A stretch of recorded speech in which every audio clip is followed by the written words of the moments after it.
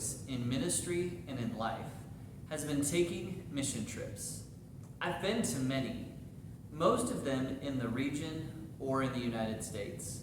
In fact, prior to the pandemic taking hold of our nation in 2020, I was scheduled to go on my first international mission trip to Costa Rica.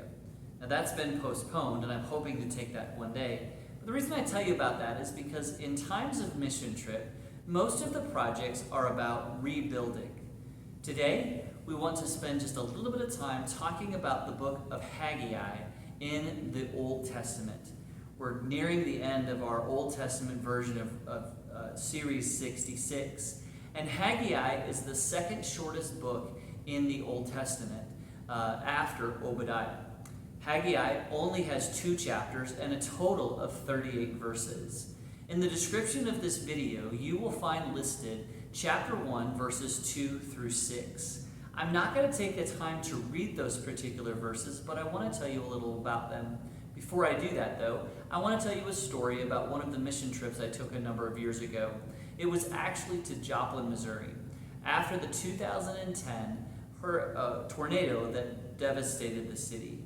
After going down there for a short time after annual conference that year in June, I took a group back in October, and we were responsible for removing debris from people's yards and their home lots so that they could eventually come back in and rebuild. But I'll never forget visiting one of the churches in town that was responsible for distributing needed goods to families in need in the community. And while there, we met one of the families that was devastated from the tornado. And they told us about how they, the night of the tornado, after things were over and the tornado was through, they came down to what they believed was their street, because all the street signs were gone. And they were shocked, surprised, confused. Everything was gone. Their home, their neighbor's home, the street signs, playgrounds, parks, everything was gone. They had trouble finding their home. As they walked down what they thought was their street, they got closer to what they thought was their home, and they stood in the front yard. And as they were there, they thought about the dog that was theirs, and that they just remembered they didn't have him. And they, of course, got concerned and began to look and call for the dog. Eventually, the dog did come, actually running up to them in their yard, and it was a huge celebration. Friends, the reason I tell you this is because rebuilding is tough. And the book of Haggai deals with rebuilding the city of Jerusalem and the temple after the Babylonian exile. The people have left Babylon and come back to Jerusalem, and they're trying to establish themselves. And in the midst of establishing themselves, they're worried about their own livelihood and their own homes. But they forget about the household of God.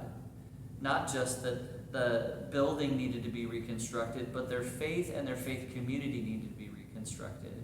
And so in Haggai chapter 1, verses 2 through 6, Haggai asks the people to give attention, not just to themselves, but to the worship of God and to the building of his temple. This is a productive and important conversation, one that we need to have in the midst of our own time. As we begin to rebuild our lives after a pandemic, and certainly we don't know when that end will be or when we will eventually get out of this, but it is important for us to think about rebuilding our spiritual lives, our social lives, and indeed our service to the Lord.